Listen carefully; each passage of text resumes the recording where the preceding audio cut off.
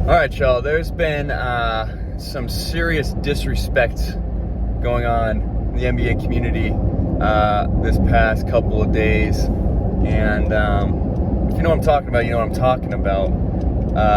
Not that I care about like 2K ratings or Christmas game slates so much as it's more just a perception thing, as that car just just got cut off. It's more a perception thing, and you've probably seen some things. The Joker, Nikola Jokic, the Yokester, the egg yolk. He came, I don't know, he probably has like the 8th best rating in 2K, and the Nuggets aren't going to play on Christmas, and he's like the first MVP to not play on Christmas since like 2008, something like that. And that's fine. But I think it's more indicative of a greater problem in that Nikola Jokic is like crazy underrated. It's weird because this whole past season, right, it was like no one really wanted him to be MVP. It felt like Curry had that stretch and it was like, oh, Steph Curry's making his MVP run, or LeBron early on, or maybe Giannis, and it was like, no, we're not giving Giannis the three-peat or whatever, or giving him 3 at all. And maybe James Harden, wow, look how he's fitting with this Nets team. Embiid was like, a lot of people had Embiid through, the first half. And Nikola Jokic just like kept bringing it day in, day out. Points, rebounds, assists, and steals even. If you look at his steals numbers, it's actually pretty good. And it just like everyone was just like, fine, man, we have to give it to him. Because I don't know, even with right when it came up to the voting, I was like, is Nikola Jokic not going to win MVP? Even though his numbers are, if you're like a big basketball reference.com guy, as I am, they have like an MVP, I don't know what they call it, ladder rankings or something like that. And Nikola Jokic was like probably 50% favorite in there pretty much the entire season. And I get it's boring. It's kind of like in like, if you ever watch golf, and there's one guy, that's like 5 strokes ahead in the 3rd day, and everyone's like, oh, but if he puts it in the water and Ricky Fowler eagles the next 2 holes, and then, we might have ourselves a championship. And, you're like just hoping for something to happen a lot of the time just to make it more dramatic or interesting, and a lot of times it doesn't, although sometimes it does in terms of golf. That was Nikola Jokic's like MVP campaign all year. And you'd think, coming into this one, the guy would get a little recognition, man. He just won an MVP. Lost Jamal Murray during the season. Didn't matter. Kept it going. It's crazy to me. So let's recognize that, just what this man's accomplished so far. And I don't get it. Like, the dude can do everything. Like, it's not like he's, like, boring to watch. If you've seen, like, some of the passes he's made out of the post, or just, like, in transition, some of the weird-ass shots he makes and, like, tough shots. I mean, the dude is fun to watch. The one thing, like, okay, he's a little slow, beefy guy. He's not going to, like, cross you up or anything. Like, if you're someone that just watches basketball for dribbling, which, first of all, like, who are you? He's not going to be your guy because he's not going to cross anyone up. But other than that, I mean, the guy can shoot, he can pass, facilitate, plays good defense. I mean, he's not like, a huge rim protector and like swatting it into the 5th row. But, he's solid defensively. What more do you need? I mean, I think part of it too is like he's not a big social media presence, even though he has like a great personality. If you think about like, you ever see that? There's an interview, I think it was opening day, where he like ends the interview with thank you, and then he just goes on his way out. You're like, what is this guy doing, man? I love it. So he's got personality. He's not on social media. Like, he goes back home during the off season. You don't really hear from him until he has to do like interviews and whatnot for, after games and preseason camp and whatever. And you know what? Like, in the same token, people, I don't know, we don't talk about the Denver Nuggets enough as like maybe a legitimate contender.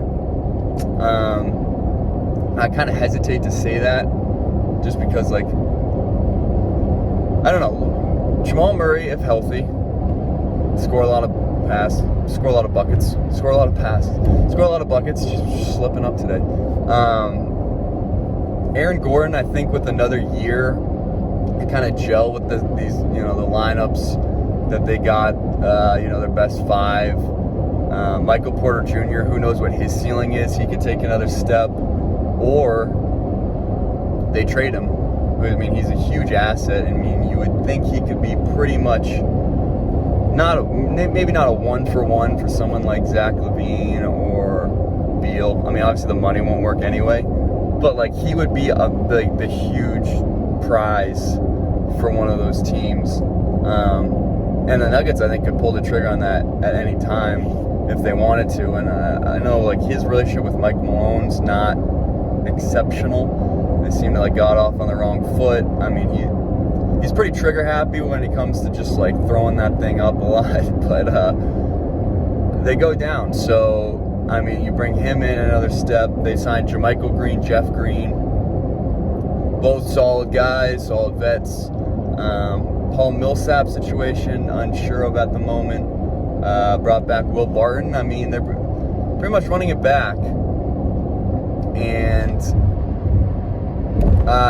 the West, here's the thing, because once the Suns made the finals, that suddenly opened it up to like, well, we can't be sure of anything really, because injuries play a huge role in everything. You get hot at the right time, and who's to say, like, you can sneak in. Now, I don't know if any team exit 17, ladies and gentlemen. Take a shot every time the phone falls down. You'll freaking die. Yeah, so the West is wide open. Whether any of those teams, if a team sneaks out of the West, can compete with the Bucks, Nets, is hard. I was gonna say like a third team, but like Sixers probably not. So I mean the East probably has an advantage in terms of like the best teams.